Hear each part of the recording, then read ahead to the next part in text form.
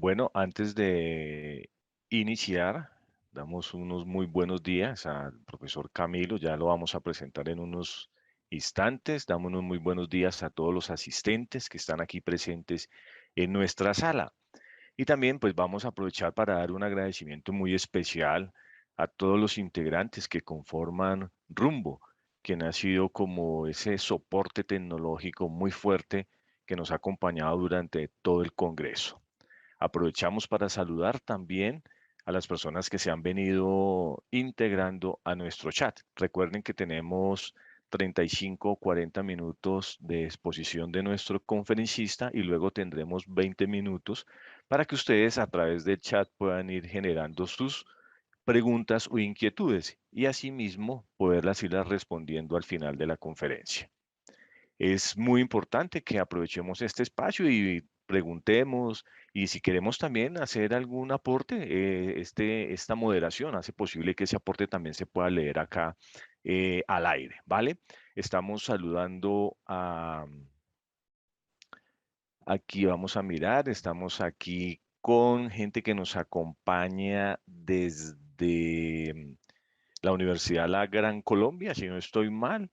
Jairo Rojas Rodríguez, nos acompaña también Ana Romero Marrufo, ella nos escribe aquí su saludo desde Chihuahua, México. Qué bien, excelente, bienvenida. Está desde Puebla, México, María Luisa.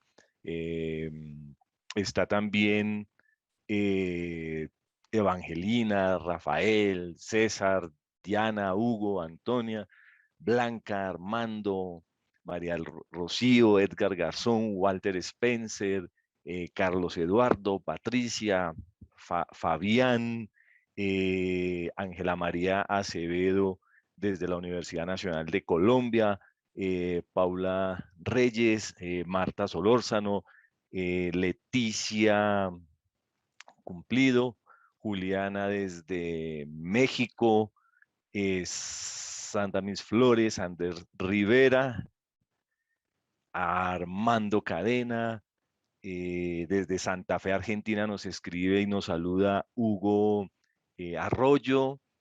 eh, eh, ¿Qué nos faltará por aquí? Ana Romero, Jessica Guerrero. Hay un capitán acá que nos va a acompañar, César Castaño, muy bien. Fabiana del Carmen, Juliana Navarro, Marisol, Delfina, Ángela. Desde Puebla nos escribe y nos saluda Delfina. Excelente. Bueno, espero que no se me haya olvidado ninguno. Gustavo Leal, la idea era poderlo saludar ya hoy en este día de terminación de nuestro congreso, que todos escucharan por lo menos el nombre aquí, que si no estamos de presencialidad humana, de abrazo, de estrechar por lo menos puños en este punto pues de pandemia, pues por lo menos que sepan que desde Colombia y desde el Congreso les damos un fuerte abrazo y una fuerte bienvenida. Este saludo pues que nos sirva como preámbulo para arrancar. Profesor Camilo, ¿le parece? Ya los saludamos a todos. Entonces, pues voy a hacer su presentación oficial para dar por inicio o iniciado este segmento durante la mañana en nuestro Congreso. Claro que sí, Marco, muchas gracias. No, señor, y excelente. Yo sé que vamos a aprender muchísimo de usted hoy porque realmente es un tema bien interesante. Bueno, eh, quiero comentarles que el profesor David Camilo Moreno Foglia es licenciado en filosofía de la Universidad Pedagógica Nacional. Cuenta con un magíster en ética y problemas morales contemporáneos de Uniminuto. Es cofundador y miembro activo de la Fundación Muisca. Pertenece también al grupo de investigación, filosofía, ética y educación del Instituto Nacional de Investigación Social, INIS. También hace parte de la red de trabajo, Red Nacional de Profesores de Ética, que fue creada en el año 2018 acá en Bogotá, Colombia. tiene muchos intereses y espero, profesor Camilo, que nos pueda invitar a todos los que estamos participando acá en la sala a investigar con usted en relación a la ética en una perspectiva neoaristotélica y las relaciones en política, luchas sociales y movimientos populares que se dan dentro de estas investigaciones que usted desarrolla. Profesor Camilo, bienvenido y aquí está su sala. Bueno, muchas gracias, Marco. Muy buenos días a todos y a todas. Espero se encuentren muy bien. Pues primero que todo agradecer por este espacio, agradecerles a los organizadores y a todas las personas que han participado en la creación de este congreso, porque pues es un espacio, además de interesante, necesario en estos tiempos, ¿no? Entonces, bueno, vamos a empezar acá con compartir la presentación. ¿Me confirma si se está viendo, Marco, porfa? Listo. Listo, perfecto. Bueno, entonces, el título de la charla, de la conferencia, del tema que vamos a tratar es Luchas populares y ambientales en Cajamarca, Tolima, el desarrollo del etos aristotélico. Un poco para ir contextualizando acerca de lo que, de la pretensión, de lo que se está intentando realizar en este trabajo, que además quiero mencionar que es un trabajo que se encuentra en curso, no es un trabajo del todo culminado, sino que es un trabajo que hemos venido desarrollando con otros compañeros desde hace un año aproximadamente, y se centra pues en dos intereses precisos, que es por un lado el trabajo que se ha desarrollado desde la Fundación Muisca en el territorio de Cajamarca, Tolima, de cómo se ha involucrado la fundación en los diferentes movimientos populares y ambientales que se han desarrollado en este territorio. Y por otro lado, tiene que ver con ya un interés bien particular mío, que tiene que ver con mi formación académica, que está muy ligado a lo que hice como investigación en la maestría, que es analizar, reflexionar y tomar postura desde una concepción de la ética desde el punto de vista neoaristotélico, desde la tradición aristotélica, y pues con los aportes que se pueden encontrar a esta tradición en tiempos contemporáneos. Entonces, vamos a empezar con el objetivo. El objetivo es mostrar cómo aparece la noción de etos aristotélico en el desarrollo individual y colectivo de los procesos de movilización social en Cajamarca, Tolima. Es hacer un rastreo de un concepto en particular, que es el etos, que ya más adelante vamos a hablar un poco más de él, que aparece en la ética aristotélica, y ver cómo en los diferentes sucesos sociales que han acontecido en Cajamarca, pues se puede rastrear, se puede hilar este concepto. Acá hay una frase de Marx que es pues, muy conocida, digámoslo así, que dice: los filósofos no han hecho más que interpretar el mundo, lo que hace falta es transformarlo. Es de un texto de las tesis sobre Feuerbach.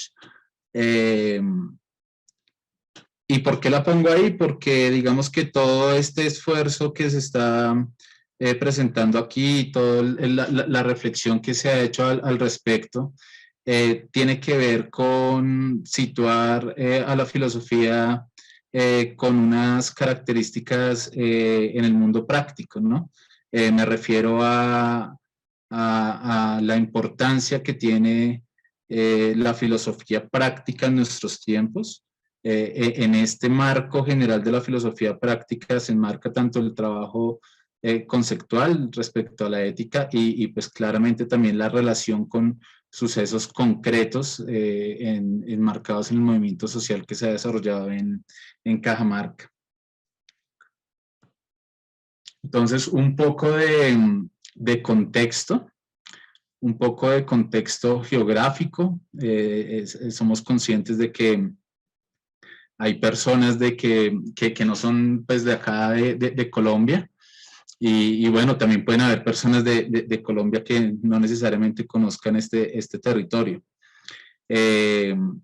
Cajamarca es un municipio que queda en el departamento del Tolima, queda ubicado en la cuenca del río Anaime o en el cañón de Anaime. Dentro de la zona rural del municipio de Cajamarca hay 43 veredas.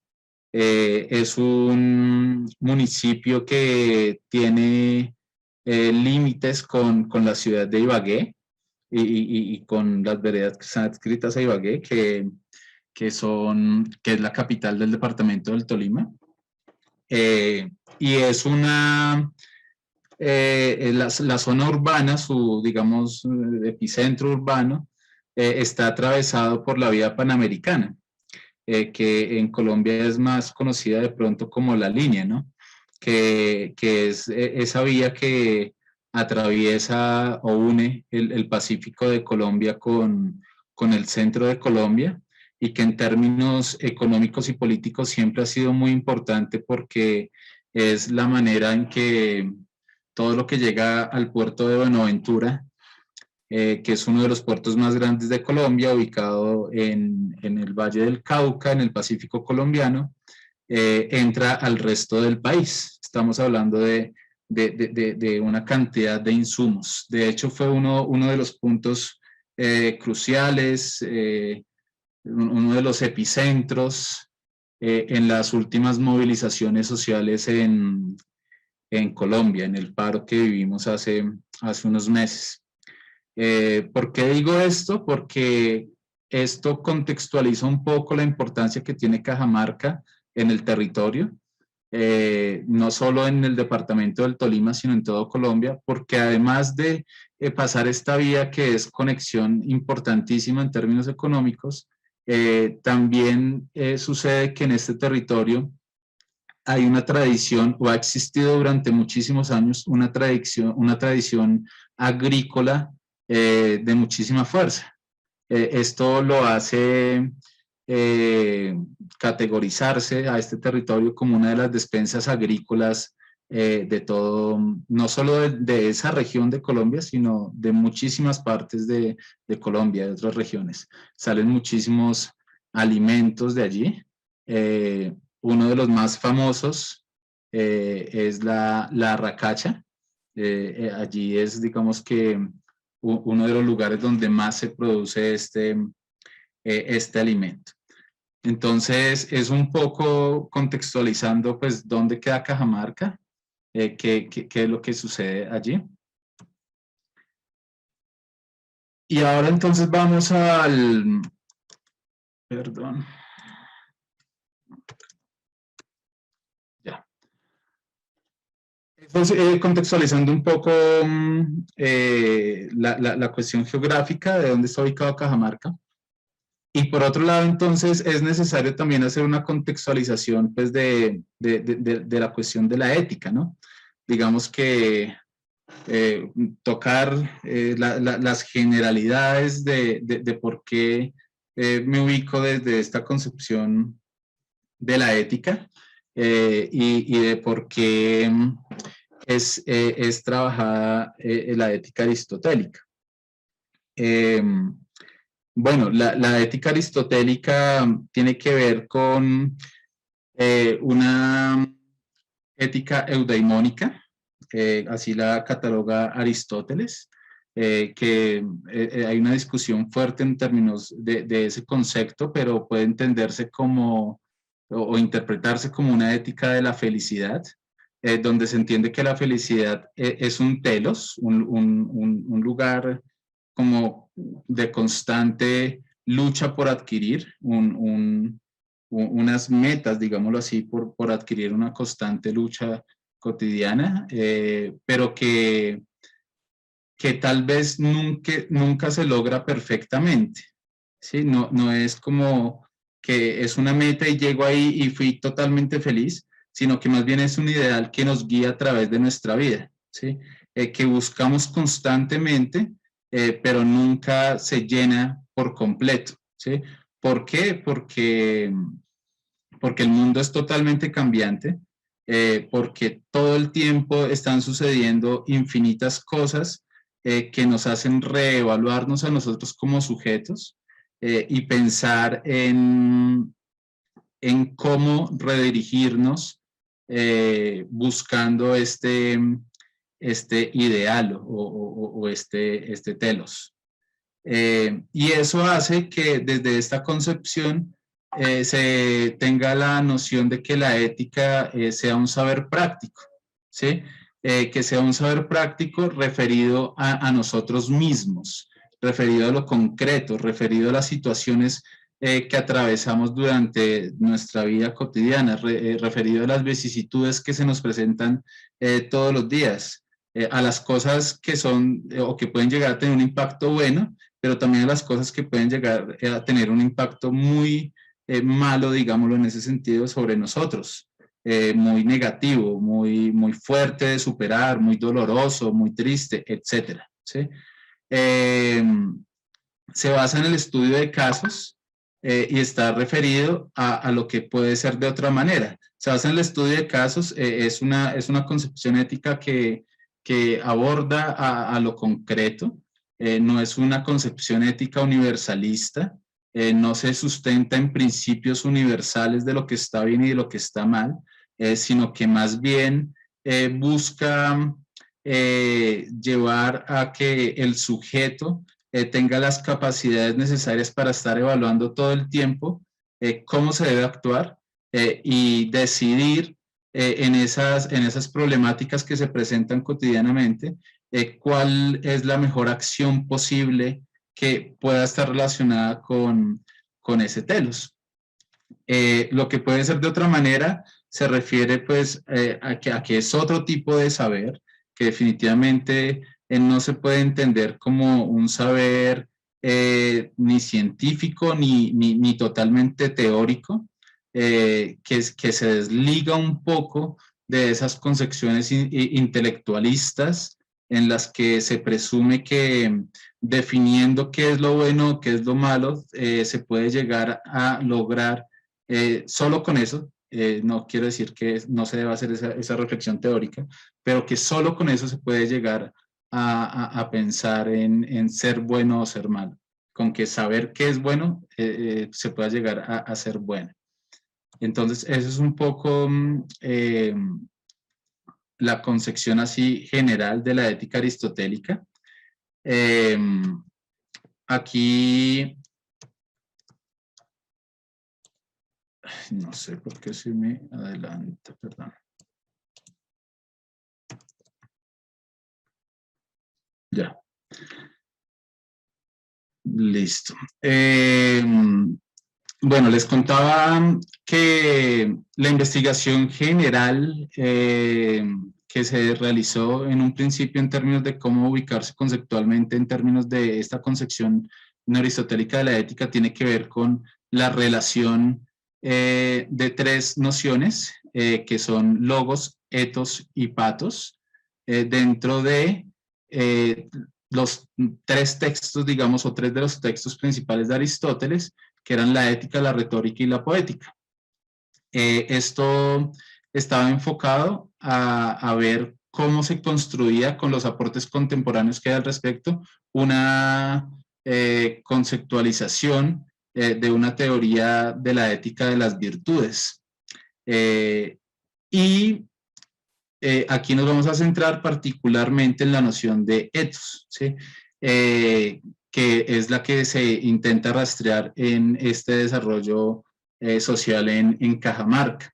¿Qué es el ethos para Aristóteles y cuáles fueron los hallazgos en ese rastreo conceptual en esas tres obras, tanto ética, retórica y poética?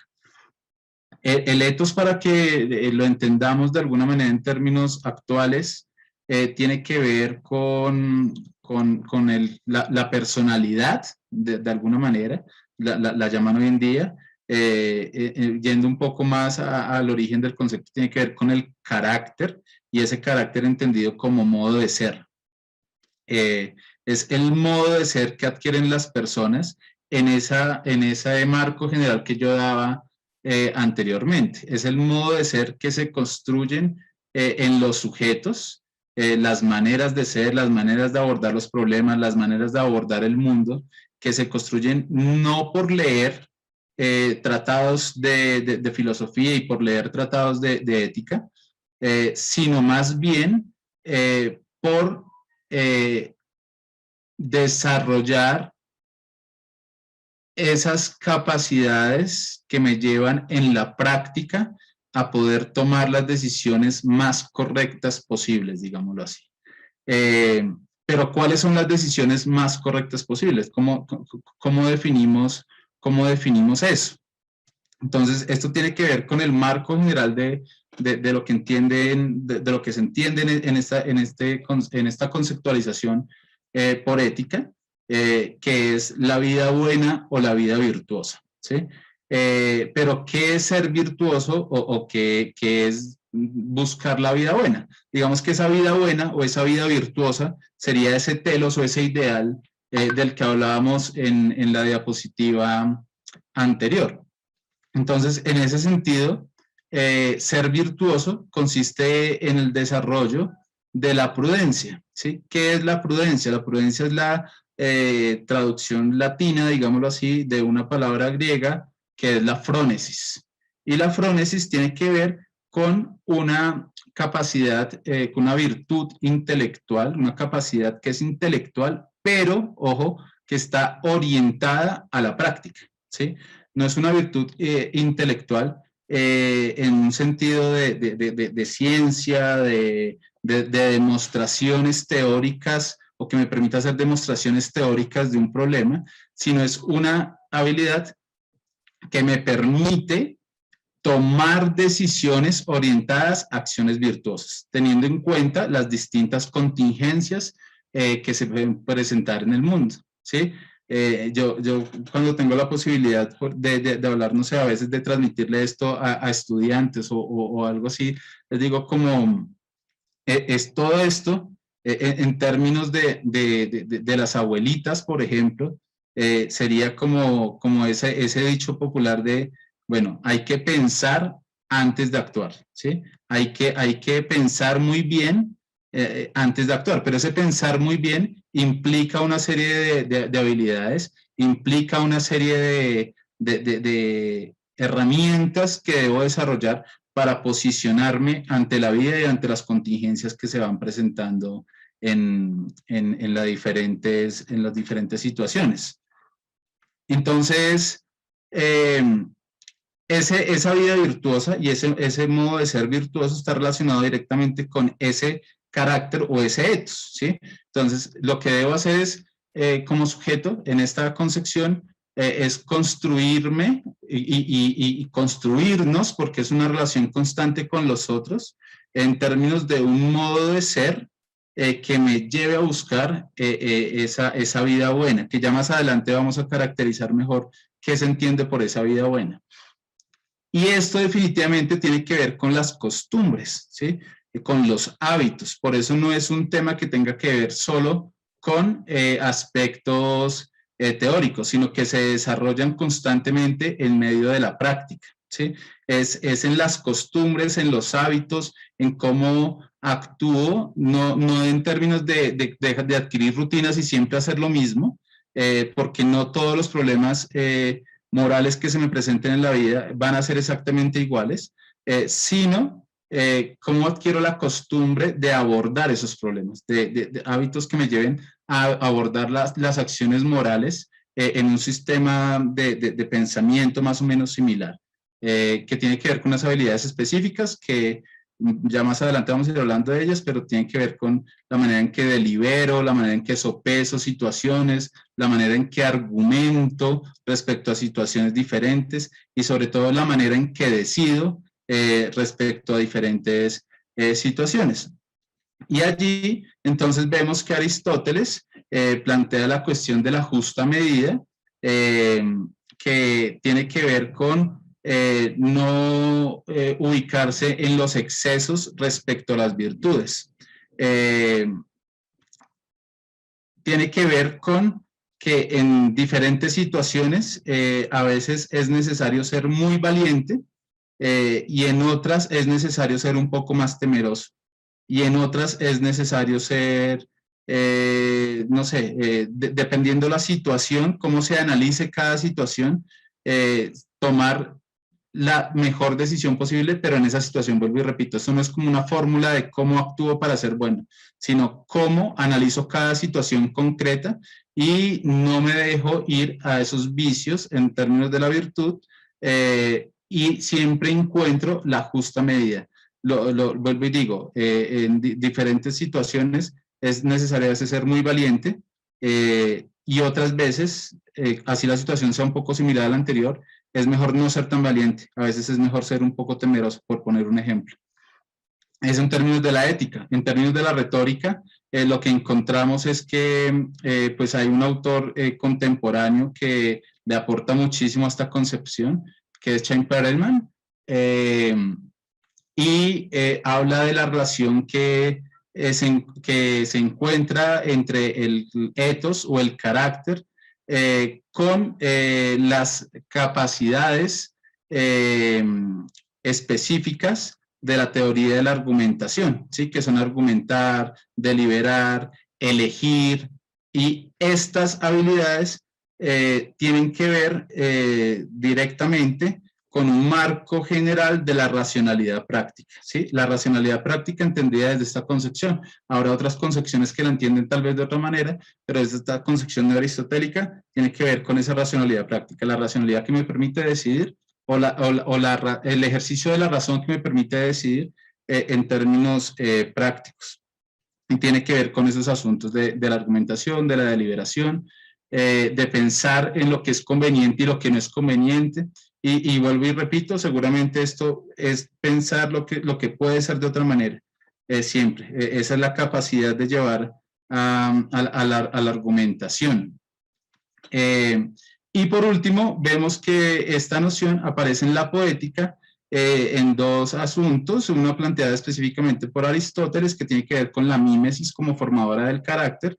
Cuando Aristóteles en su poética habla de las grandes tragedias, siempre ha estado hablando de esos grandes personajes que de alguna manera están transmitiendo su virtud, su arete, y están inspirando a otros para intentar ser heroicos, para intentar ser valientes, para intentar ser justos, para intentar ser muy buenos. Y en este sentido, no cabe, digamos, y tiene que ver directamente, ahorita lo vamos a ver un poco más en profundidad, con lo que sucede, por ejemplo, en Cajamarca, no tiene que ver con que la persona tenga 10.000 estudios y sea doctor y profesor de Harvard, y no, a veces podemos encontrar esos referentes en las personas de nuestra vida cotidiana, y de hecho sucede mucho más, porque son quienes en medio de la experiencia han adquirido esas capacidades que le permiten abordar problemas de manera a veces muy clara y que inspiran a otros, ¿sí? Personas que son de alguna manera unos como ideales a seguir en ciertas, no solo pasará en Cajamarca, pasará en toda Colombia, en ciertas regiones, y es como porque tienen esa capacidad de lucha, esa capacidad de constancia, de disciplina, esa capacidad de intervenir cuando hay que intervenir, etcétera, etcétera. Y esto se complementa con un concepto que también le aporta a toda esa concepción otro filósofo un poco más contemporáneo, que es Paul Ricoeur, que tiene que ver con la identidad narrativa. Tiene que ver con esto, cómo construimos nuestra identidad, cómo nos construimos a nosotros mismos como sujetos, teniendo en cuenta la relación que establecemos con otros, ¿sí? Con otros de nuestra vida cotidiana, también con otros de la literatura, también con otros de las películas, también con otros de diferentes narraciones, ¿sí? De la música, de diferentes narraciones donde vamos encontrando cosas a seguir, pero ojo, también cosas a no seguir, ¿sí? Eso ayuda a construir nuestra identidad narrativa. Listo, eso para hacer como una perspectiva general de lo que estamos hablando, de la noción de ethos, de la ética, y aquí es algo clave, y es que para Aristóteles, yo decía que vamos a caracterizar de mejor manera qué es eso de la vida buena, y para Aristóteles esa vida buena solo puede entenderse en la relación entre la ética y la política, ¿sí?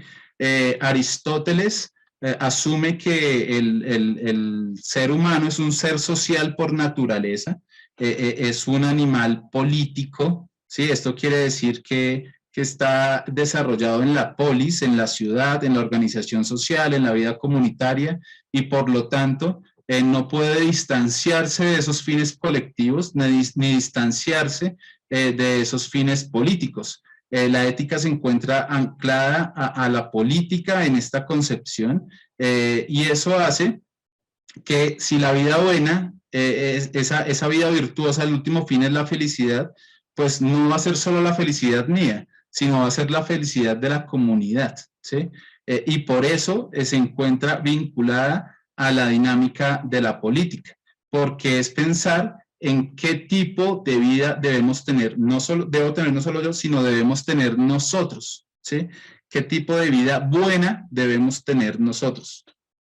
Y en ese sentido, Aristóteles menciona que el bien al que se debe aspirar es al que debe aspirar la política, y por lo tanto la ética es la felicidad. Es ese vínculo, vuelvo y digo, que existe entre la ética y la política. Entonces, ya teniendo en cuenta esto,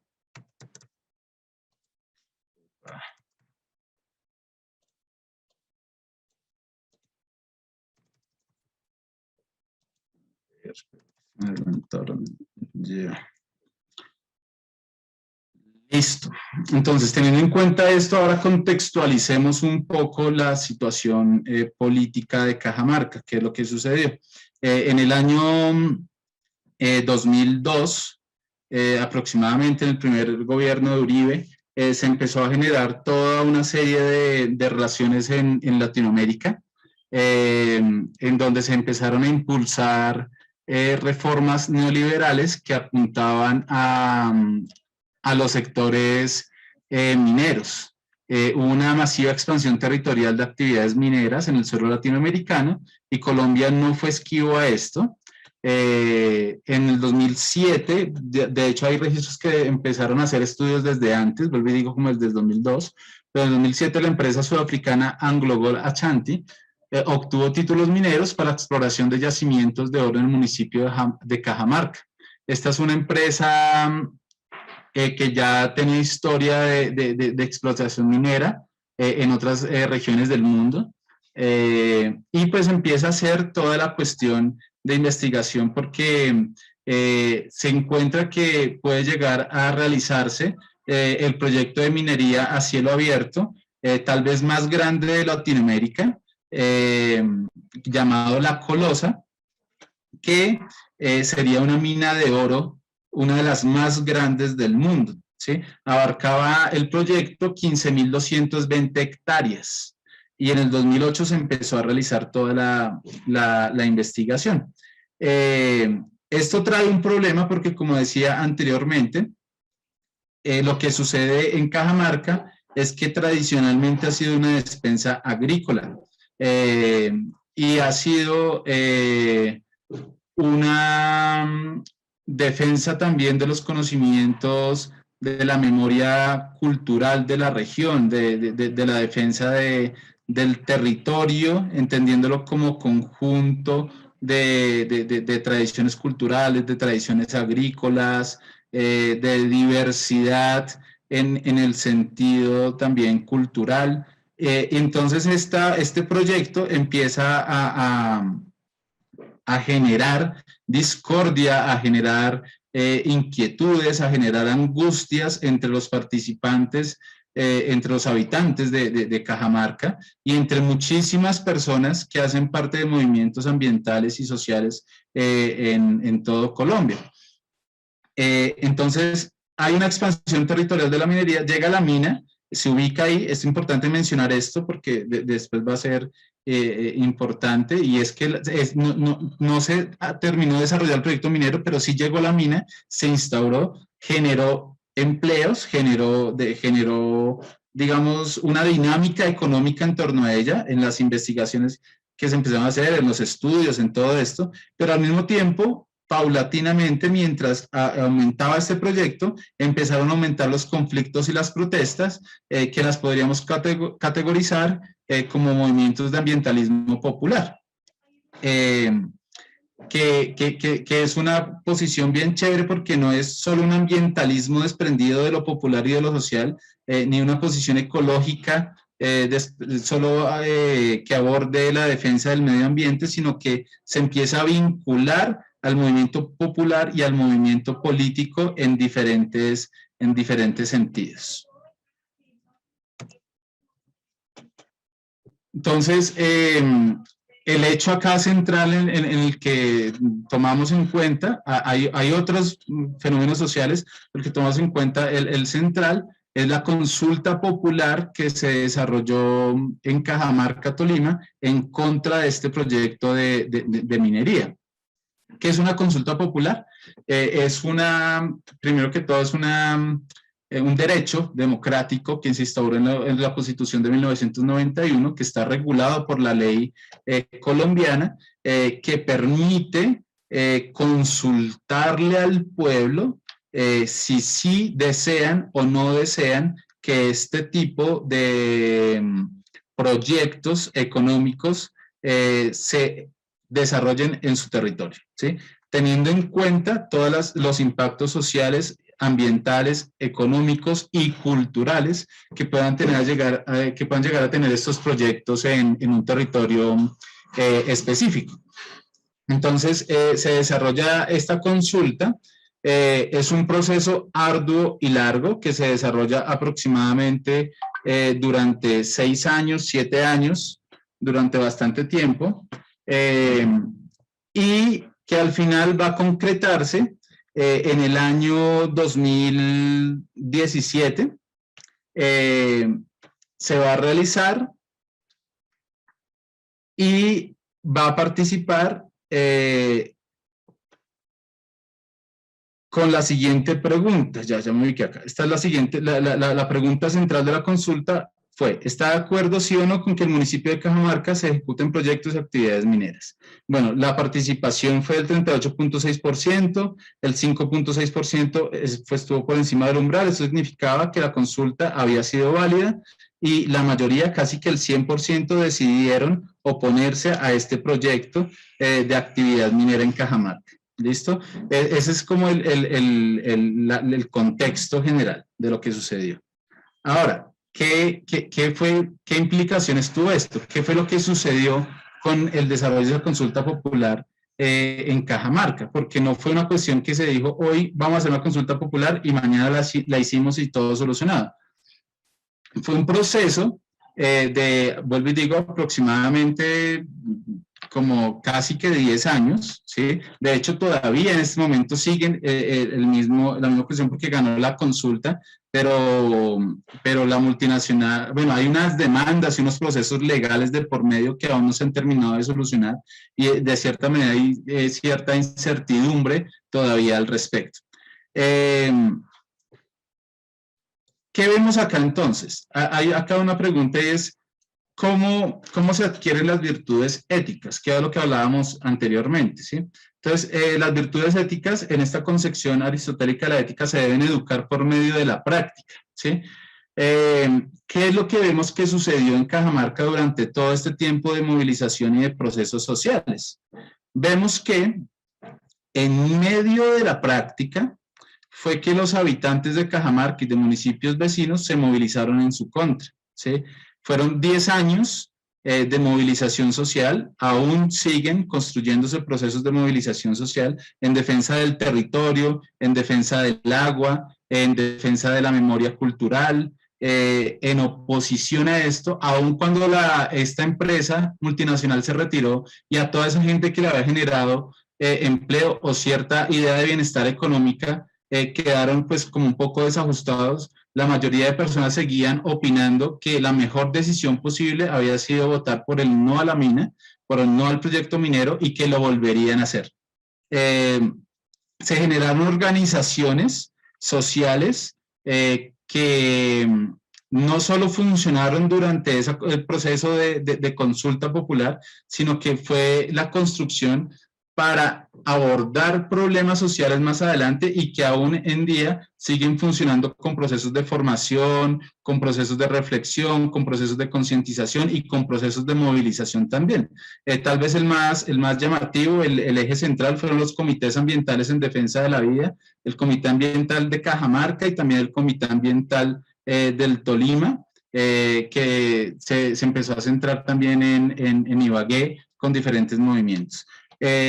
¿Por quién están conformados esos comités? Entonces, cuando hablábamos de que la cuestión no es solo algo mío, sino de todos, y que en cierto sentido también no solo es algo que le pertenece a la intelectualidad y a aquellos que han leído sobre minas o que tienen claridad, que también participaron acá, pero no solo ellos, ¿sí? Sino que estuvieron conformados por organizaciones principalmente campesinas, por grupos juveniles, por estudiantes, por religiosos, por ambientalistas, por ciudadanos, por todo aquel que se sentía identificado con el colectivo o que se estaba viendo afectado por ese proyecto minero, ¿sí? Y una de las principales estrategias de movilización fueron las llamadas marchas carnavales, que aún se siguen realizando, que se realizó este año en medio del paro, y fue una marcha gigantesca que pues llegó a Ibagué, y es una marcha en donde se ve toda la expresión cultural, toda la expresión social, toda la expresión campesina, toda la expresión de arraigos de memoria cultural de la región, etcétera. Entonces es ¿cómo se adquieren las virtudes éticas? En estos procesos, ¿sí? Las virtudes éticas no se adquieren leyendo, las virtudes éticas no se adquieren, no se adquieren solo leyendo, no se adquieren teniendo fórmulas universales que me digan cómo ser bueno, sino es en medio de las contingencias, en medio de lo concreto y en medio de esta práctica en donde las personas empiezan a adquirir, empiezan a participar en esos procesos para ser virtuosos. Entonces, ¿quiénes participaron? Lo que les decía ahorita, todos aquellos que se identificaban con el sentido colectivo. No fue una cuestión de solo campesinos, de solo ambientalistas, no, fue una cuestión en la que se identificaba todo el mundo que tenía que ver con esa afectación del proyecto minero. ¿Qué se debe preguntar en la ética? ¿Sí? Porque decimos como, bueno, en ese proyecto de ética aristotélica, uno, ¿qué se debe preguntar? ¿Sí? ¿Cuáles son las preguntas centrales para ubicarse dentro de esa concepción de la ética? Entonces aquí vemos que una de las preguntas es ¿qué es la vida buena? Que nos la hacíamos ahorita, ¿cómo se debe vivir? ¿O qué debo hacer? Son preguntas de tipo práctico que se hacen los sujetos constantemente en medio de ese apuro por desarrollar no solo virtudes éticas, sino por desarrollar una vida sensata, una vida buena, una vida bonita, digámoslo así, en el sentido romántico de la palabra. ¿Y qué más tiene que ver con esa pregunta que la que se hizo en la consulta? ¿Sí? O sea, la pregunta era muy concreta. ¿Estás de acuerdo o no con que el municipio se hagan proyectos y actividades mineras? Esta pregunta fue modificada para que no, según la Corte, para que no influenciara la respuesta.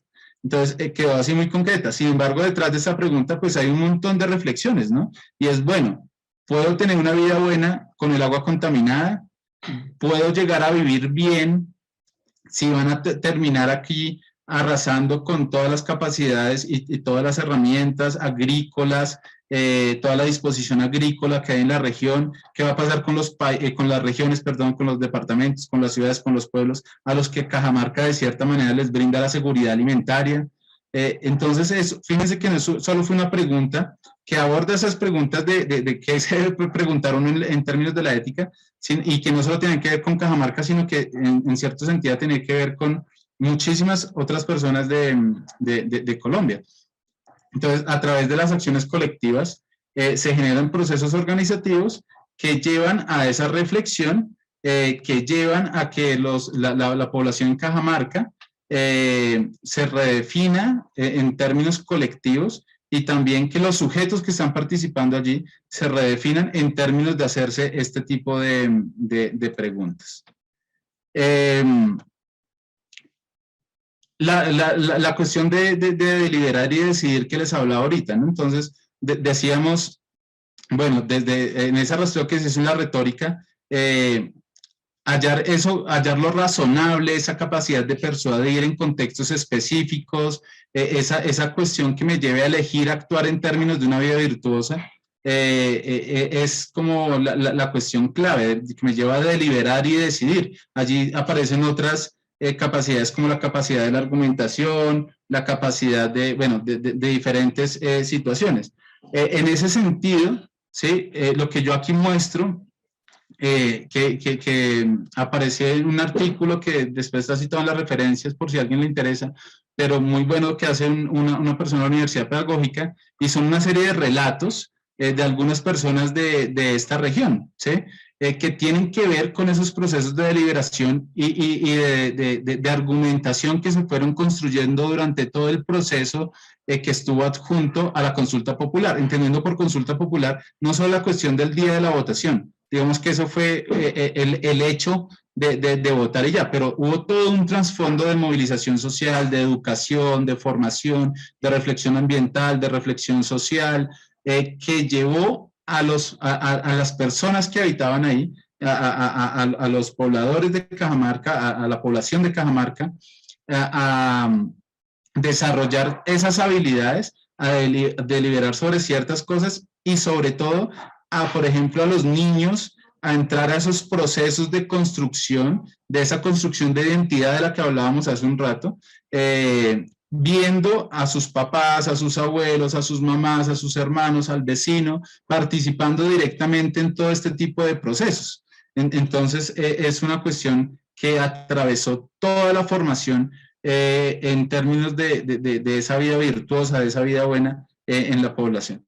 Leemos algunos. Entonces aquí, por ejemplo, dice: nosotros como habitantes del municipio de Cajamarca vivimos en la despensa agrícola del país.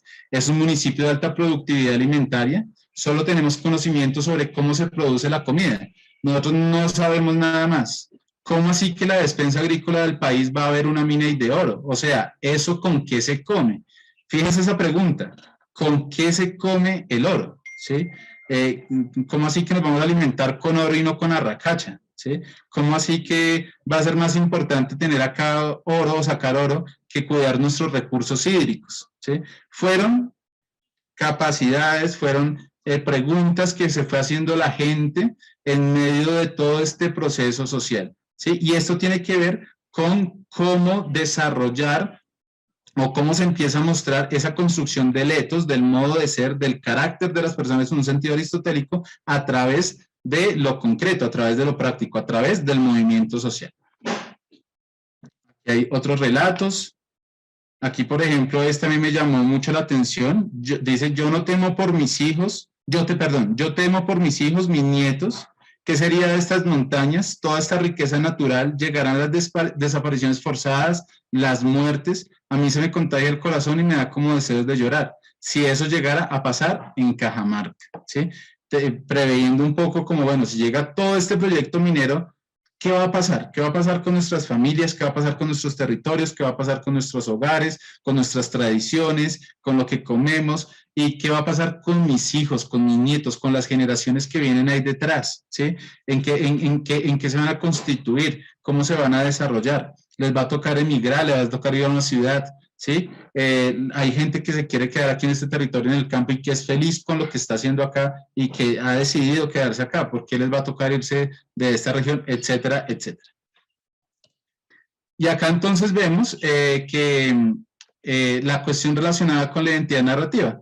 con lo que yo les decía, cómo diferentes personas van mostrando identidades narrativas diferentes en términos de cómo el etos se va construyendo no solo en un sentido de una historia personal o una vida vivida, sino que ve esas historias y esas vidas vividas de otras personas y va haciéndose referentes y en comunidad se va construyendo esa noción de modos de ser orientados a la vida buena y a la vida virtuosa.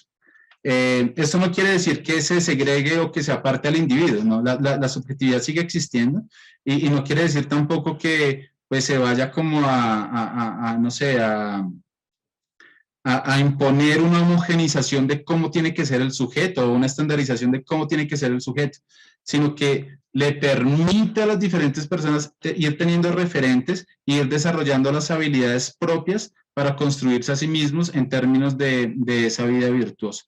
Entonces, estos son algunos videos, son 3 personas de 3 generaciones diferentes que de cierta manera han hecho parte de este proceso de movilización en Cajamarca, personas que están cercanas, algunos cofundadores, otros miembros y otras personas que están empezando a acercarse también al trabajo que desarrolla la fundación en el territorio de Cajamarca, la Fundación Muisca. Entonces vamos a escuchar estos videos rápidamente y es como para ver en las mismas narraciones de ellos cómo se ve que se ha construido ese modo de ser y se les ha abierto, digamos, ciertos espacios de participación en donde ellos se construyen a sí mismos en términos de ese etos virtuoso. Hola guardianes, un saludo pajarero. Mi nombre es Harrison Vargas Ángel y hoy les voy a presentar qué es el aviturismo desde la hermosa vista del cañón de Araime. ¿Qué es el aviturismo? El turismo ornitológico, también llamado orniturismo, turismo de observación de aves o aviturismo, es la actividad que implica desplazarse desde un sitio de origen hasta un destino específico con el interés de observar la avifauna local en su entorno natural. Esta modalidad tiene cada vez más demanda entre los turistas, sobre todo de países del centro y norte de Europa, que están acudiendo a zonas especiales de protección de aves y a lugares con poblaciones importantes de aves en peligro de extinción, rapaces poco abundantes, etc. En Rutland, Reino Unido, se celebra anualmente la Feria Internacional del Turismo Ornitológico, siendo la más importante del mundo de este tipo de turismo. Desde nuestra región queremos mostrar que es el aviturismo. Es algo que va más allá de registrar aves y tomar fotos. El aviturismo también puede ser cotidianidad, cultivos, sembrar, explorar, investigar, conservar bosques. Nosotros como campesinos, organizar las vías de acceso, las fincas, alianza entre campesinos, huertas orgánicas.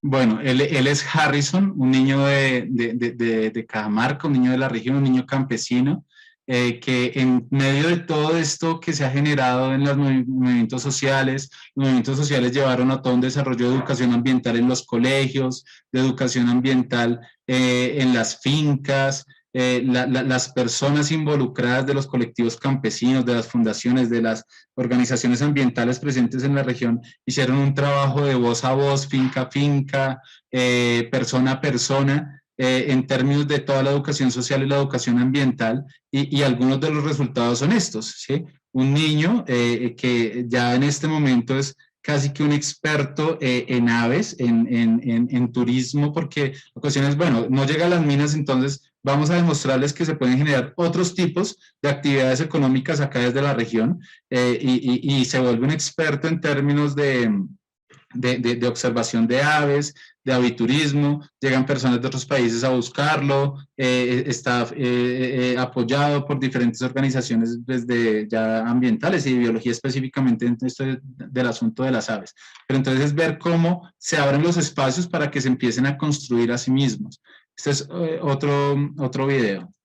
A todas y todos, mucho gusto. Mi nombre es Cristian Murillo, soy miembro y pertenezco al Comité Ambiental en Defensa de la Vida y del Territorio de Cajamarca, Tolima y Anaíme. Pertenezco también a la Fundación Muisca, soy hijo de padres campesinos. Bueno, mi participación en la defensa del territorio inició desde que tenía aproximadamente 7, 8 años, cuando mi madre me lleva a las movilizaciones sociales, a todo este proceso de resistencia por la defensa de la vida y del agua del territorio. ¿Sí? De allí pues se comienza a adquirir un pensamiento crítico, a adquirir un amor por el territorio y ver al territorio no como un pedazo de tierra, no como algo delimitado nomás, como algo en números, sino como algo más. ¿Sí? Sentir un amor por el territorio, una apropiación por la cultura campesina, una apropiación por lo que somos y por el agua, ¿no? O sea, por esa defensa del agua que es tan importante para nosotros. Es verlo más como otro ser humano.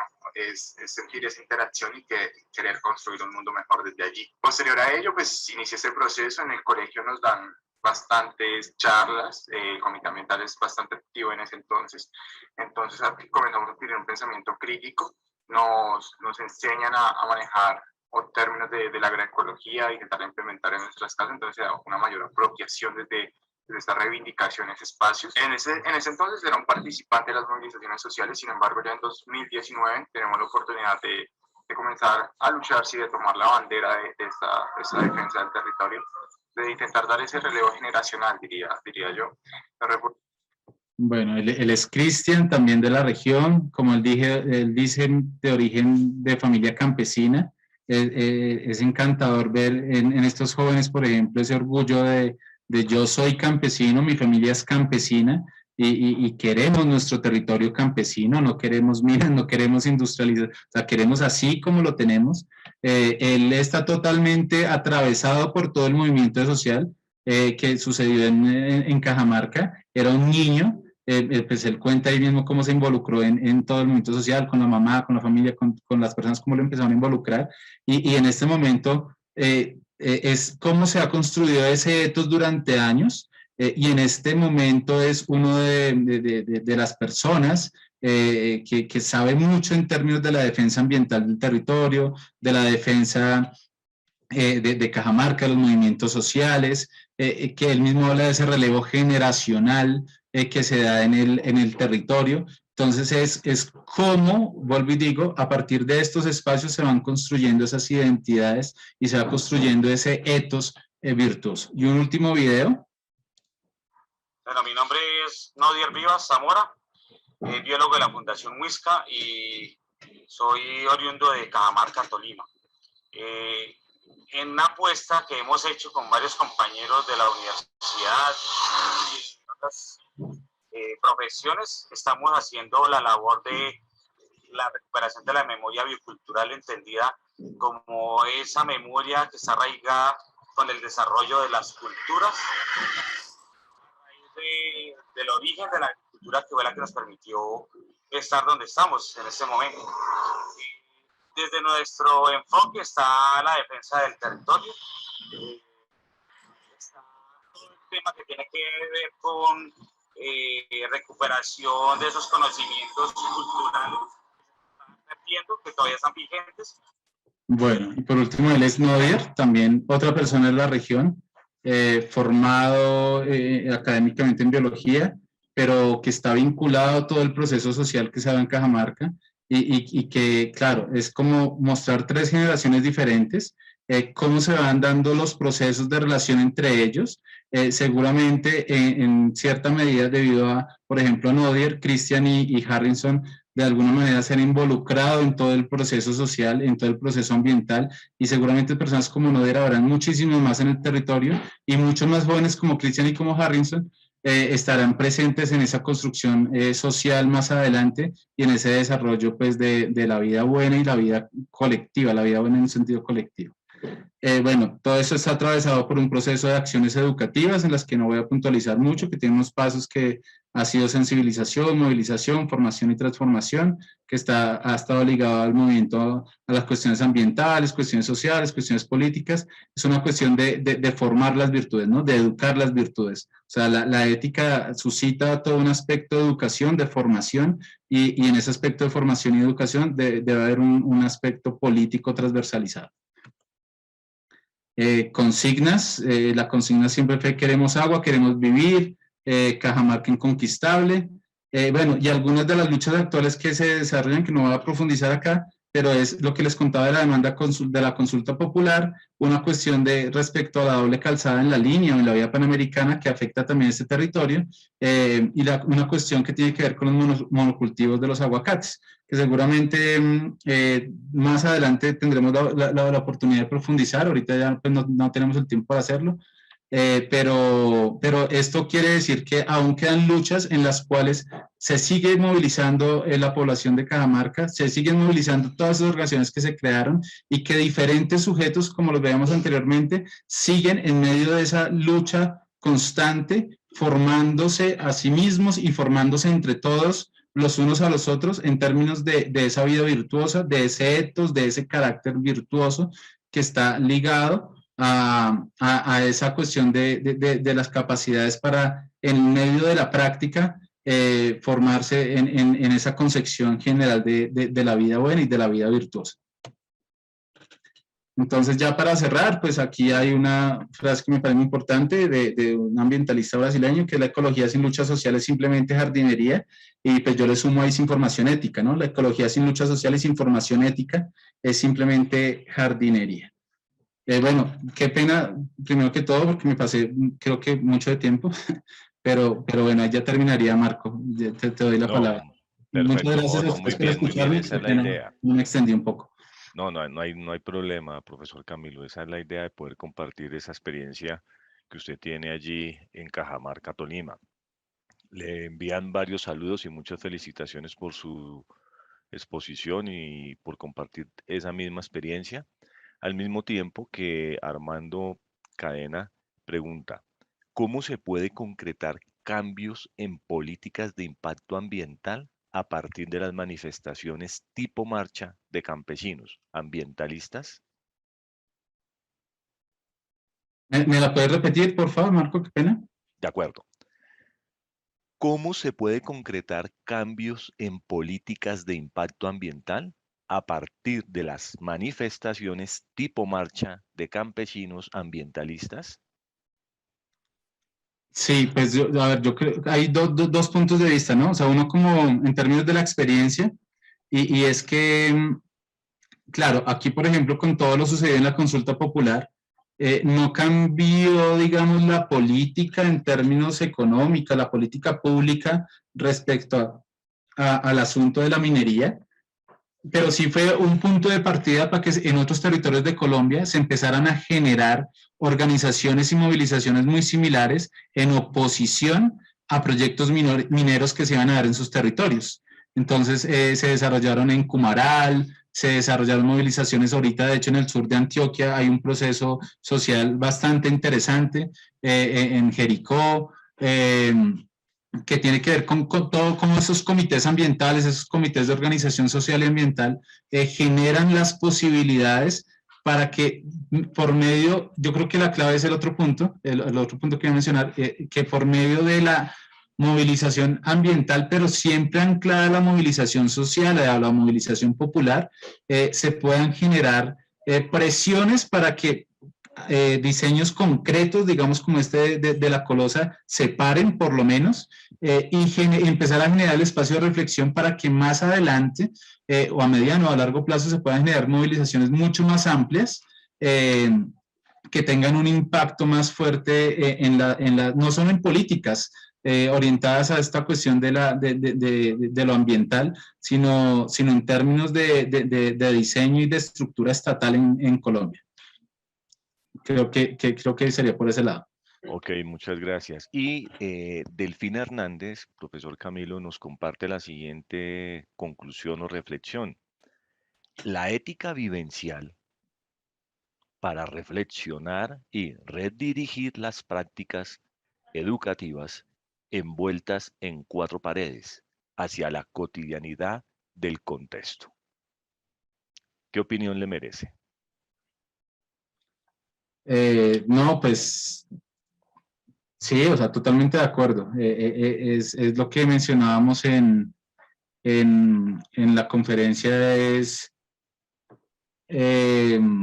esta perspectiva de la ética lo que me permite es situarme de una manera contextual, no universalista, no con principios universales, sino es una concepción ética que va a la cuestión de la sabiduría práctica, y la sabiduría práctica tiene que ver con lo concreto y con lo experiencial, con cómo cada sujeto, en medio de diferentes contingencias y diferentes contradicciones, diferentes problemas, se va o va emergiendo y se va construyendo a sí mismo en su ethos virtuoso. Entonces, pues totalmente de acuerdo, sí, definitivamente es una ética, una concepción ética que apunta a lo concreto, y aquí pues en la experiencia de Cajamarca vemos que lo que sucedió fue eso, ¿no? Quedé hablando con unos compañeros de la fundación, decíamos como, si el asunto hubiese sido aquí, por ejemplo, en Cajamarca, sentarse a leer la consulta y sentarse a leer 7 meses, 8 meses, y solo leer y no tener ningún vínculo práctica y no tener ningún vínculo de la experiencia, no hablar con la gente, no hacer cartillas, no hacer carteles, etcétera, etcétera, pues seguramente no hubiese generado este impacto que sí se generó por medio de las movilizaciones, de las protestas, de los carnavales, de todo lo que se dio en términos de, experienciales. Bien, y tenemos una última pregunta que es de Jairo Rojas. ¿Cómo pensar en incluir en los currículos actuales estos espacios de formación ambiental? ¿Cómo pensar en qué, perdón? ¿Cómo pensar en incluir en los currículos, me imagino que en los programas, en los planes de estudios, todos estos espacios de formación? Sí, es complicado. A ver, de esta concepción aristotélica o neoaristotélica de la ética se desprende claramente un problema de cómo educar en términos de la ética, ¿no? De cómo formar, pensando pues en la formación ética, de cómo formar sujetos. Y definitivamente, pues, uno no podría decir como voy a llevar, si tengo, no sé, pensando como docente, si tengo 20 estudiantes o 30 estudiantes, voy a llevarlo a cada uno a una experiencia diferente, y que cada uno, pues, sería muy complicado, ¿cierto? Entonces, seguramente yo creo que es partiendo de estas concepciones conceptuales, generales, se pueden ya después implementar estrategias didácticas que tengan que ver o estén directamente relacionadas con esta cuestión. Y es, por ejemplo, no sé, la implementación de los debates, la implementación de las asambleas, la implementación de estudios de caso, implementación de herramientas que exijan a los estudiantes desarrollar esas habilidades que son necesarias en términos de pensar ese ethos virtuoso. Esas habilidades que yo hablaba hace un rato, que tienen que ver con la retórica, con la teoría de la argumentación, con la deliberación, con sopesar situaciones, con entender al otro, con posicionarse frente a diversas situaciones que son muy complejas en la vida. Entonces yo creo que va por ese lado, porque pues sí, definitivamente yo ya pues personalmente pienso que leer un libro pues de valores y mostrarle a un estudiante qué es el respeto, y que presente un examen donde diga qué es el respeto y se saque la mejor nota posible, pero después salga al descanso en su colegio y empuje a todo el mundo y se cole en la fila y no respeta a nadie, pues no tiene ningún sentido. Entonces yo pienso que de pronto va por ese lado. Ok, profesor Camilo, le agradecemos inmensamente su participación. Agradecemos también a todas las personas participantes y asistentes, a Rumbo, por haber estado compartiendo hoy en esta sala. Quiero dar por cerrado esta sesión. Recuerden su moderador, el profesor Marco Antonio Ramírez León, y los invito para que continúen hoy ya en nuestro día final, participando de todos los eventos y conferencias que aún nos quedan pendientes durante la jornada en este segundo Congreso de Ética, Ciencia y Educación. Buena tarde para todos. Hasta pronto.